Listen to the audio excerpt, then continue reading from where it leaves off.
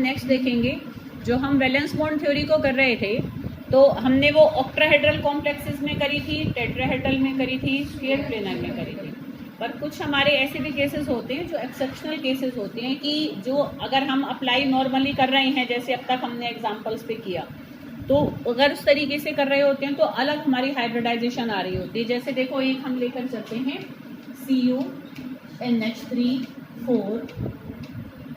ये जो exceptional cases हैं ये बेसिकली ड्रॉबैक्स भी हैं हमारे वैलेंस बॉन्ड थ्योरी के, कि अगर वैलेंस बॉन्ड थ्योरी के ड्रॉबैक्स आते हैं तो इनमें से भी हम कोई एक एग्जांपल को यहाँ पर एक्सप्लेन करके ड्रॉबैक को शो कर सकते हैं।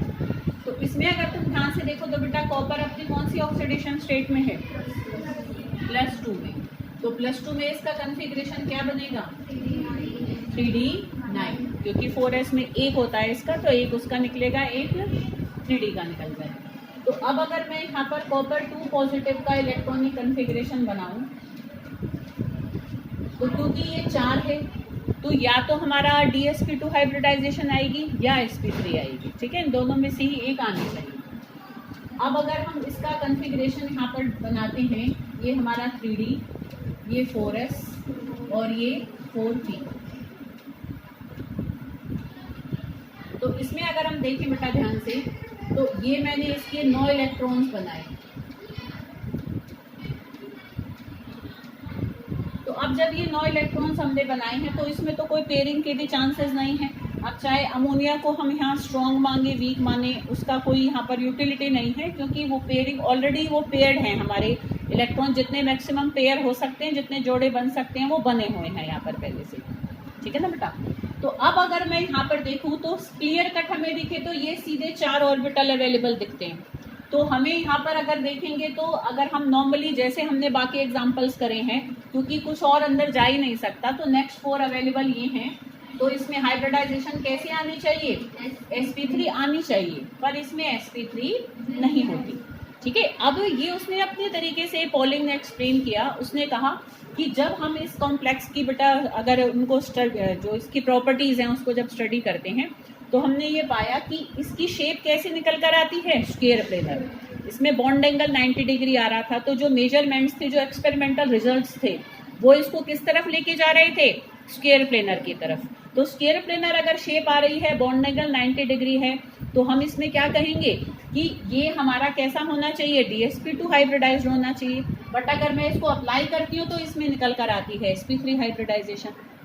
तो इस तरीके के केसेस को जहाँ पर उसकी नॉर्मल एक्सप्लेनेशन एक्सपेरिमेंटल रिजल्ट्स के साथ जहाँ मैच नहीं करती थी, वहाँ पर उसने ऐसी एक हमें अपने तरीके से उस बात को जस्टिफाई किया।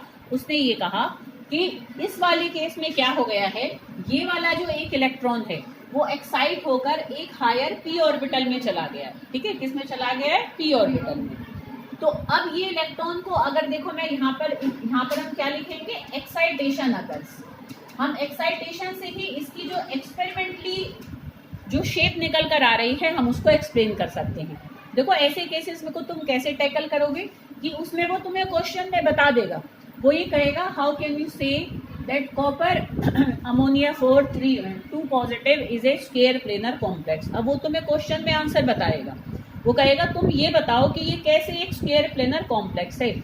अब जब तुम नॉर्मल बनाओगे तो sp3 आ रहा होगा, sp3 से तो टेट्राहेड्रल आएगा। तो ऐसे केस में तुम क्या करा दोगे?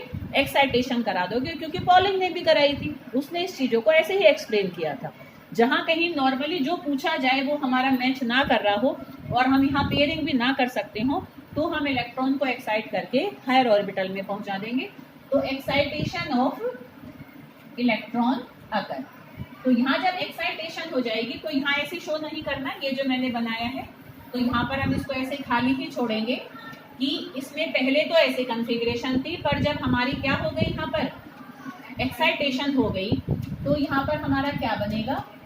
अब मैं अगर इसको शो करूँगी तो उस एक इलेक्ट्रॉन को मैं आगे के 4p में शो कर दूँगी।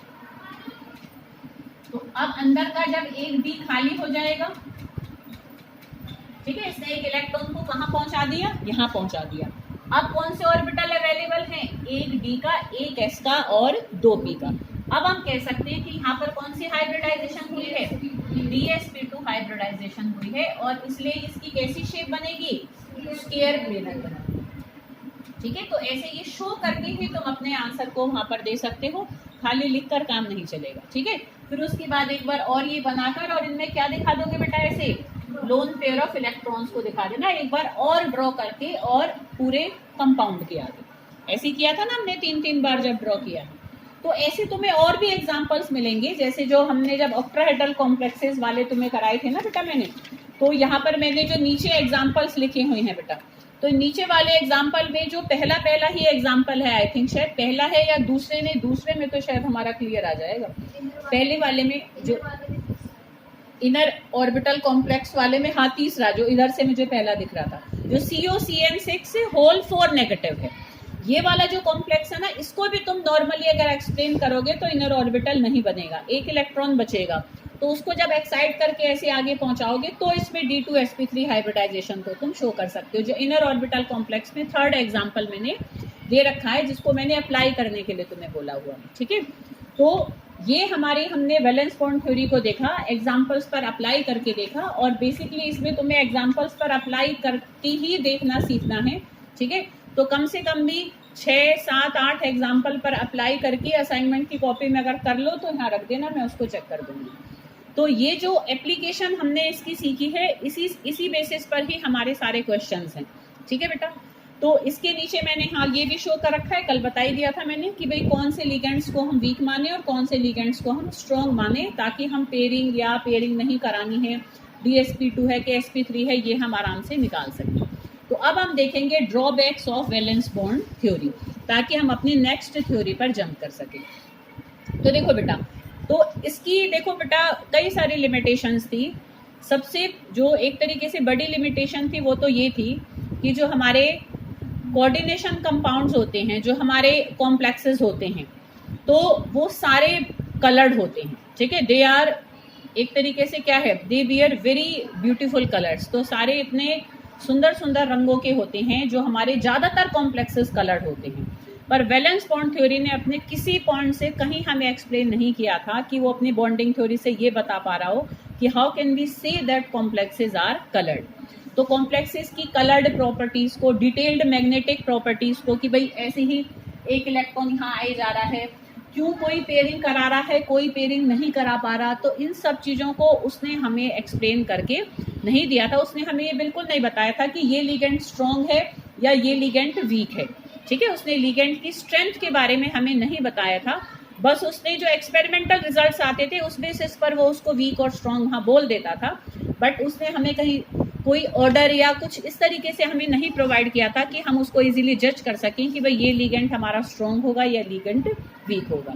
तो अगर हम पॉइंट्स में देखें इसके ड्रॉबैक्स को तो सबसे पहले it can't explain the coloured and detailed magnetic properties of complexes, ये इसका मेन एक तरीके से ड्रॉबैक है। अब हम और ड्रॉबैक्स बहुत बना सकते हैं, जैसे कि भाई एक मेटल आयन है सेम ऑक्सीडेशन स्टेट में ही, जैसे कॉपर 2 पॉजिटिव ही है, ठीक है, या मैं कहूँ कि मैंगनीज 3 पॉजिटिव है, तो सेम ऑक्सीडेशन स्टेट में ही मैंगनीज जब साइनाइड लिगेंड के साथ जुड़ा हुआ है तब तो वो इनर ऑर्बिटल कॉम्प्लेक्स बना रहा है, पर जब Cl लिगेंड के साथ जुड़ा हुआ है तब वो आउटर ऑर्बिटल कॉम्प्लेक्स बना रहा है।